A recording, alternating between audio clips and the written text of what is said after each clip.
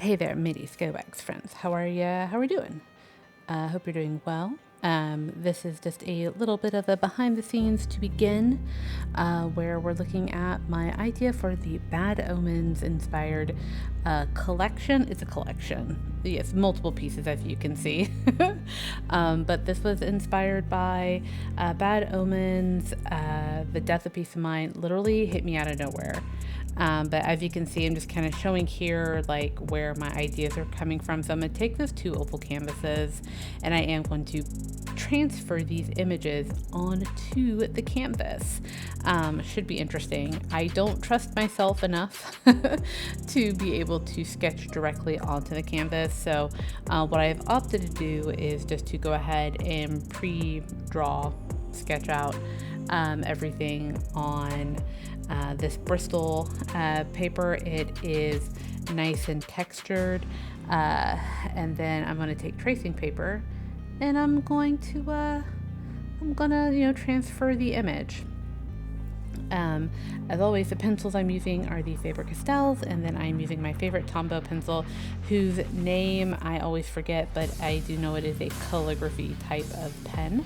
And I just really like how I can do really heavy, thick lines, but then also do sort of very delicate and thin lines. It's just a really nice, versatile pen.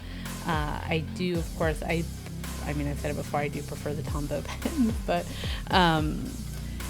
we are going over here. This piece here, it was my first sort of like side profile, and thankfully I'm not drawing eyes.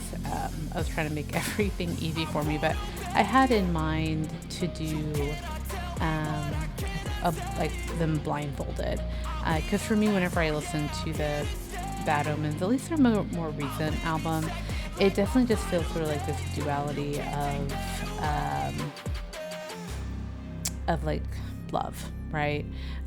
Sort of the standard, societal aspect is like love is, it heals, and it's all these things that are wonderful, and it'll turn anything bad to good. All you need is love, right? But I think if you also look at love, it can also be devastating and dangerous, unforgiving, and it can not make life good. So I like looking at the duality of people and of things in life, like with my, and I guess this is just sort of a continuation of like that view from the Spirit of Winter drawings to these pieces, so I wanted there to be a little bit of that darkness to it, but it's sort of like this, for me, a like consensual darkness, right? Like we're kind of getting into the the idea of like mature content, right? Where we're talking about like consent, but I think there is a darkness and a beauty in that darkness, with that song, with Bad Omens, The Death of Peace of Mind, and I trying to capture that here,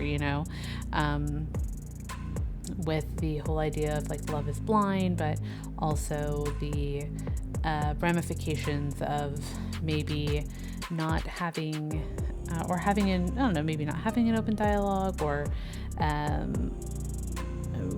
whatever the case may be. I'm rambling at this point. But I think art in general, like, yeah, the artist has something in mind that they want the people to see, but I really like Chris Cornell's take. He had a really interesting take on music, but also, and I think this applies to really anything like in art, is that you yourself have created that piece, right? Whatever it is, writing, drawing, painting, music, whatever. You put your interpretations and you pour your heart and soul into those things, but in the end, like, when you release that into the world, someone else is going to see that, and that is going to have that effect on them in a different way. There's the piece might reflect something differently in an aspect or story of their life. So then it makes it their own. So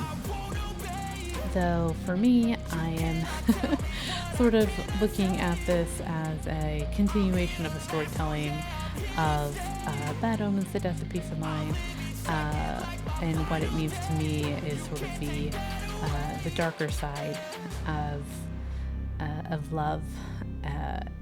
Someone else might see that song differently and maybe not see the same images that I do. But so far, I'm really enjoying these pieces. It's definitely challenging. I think more and more as I dive further and further into art, these pieces were meant to push me outside my comfort zone to do something that might be a little bit more mature. I do still love my ooky spooky. I love, beautiful, kind of colorful things. But I think this is just another aspect of showing who I am and not being afraid to push my own boundaries or what I feel is comfortable, to share. I guess that's really what it comes down to, sort of like revealing parts of yourself to people, to the world. And I don't think there's anything necessarily wrong with that, and being open with who you are, as an artist. Of course there are things you keep private that you don't share that are just meant for yourself, or maybe for yourself and maybe one other person. But generally, I think you have to be able to, at least in your chosen art form, show and express that you are multifaceted. There is duality in you.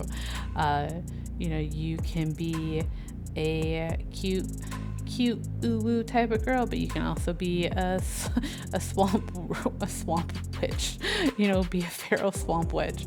Duality. So anyways, I really hope you enjoyed this. A little bit behind the scenes, kind of where my mind is and sort of starting this particular compilation and project. It's definitely been a fun ride.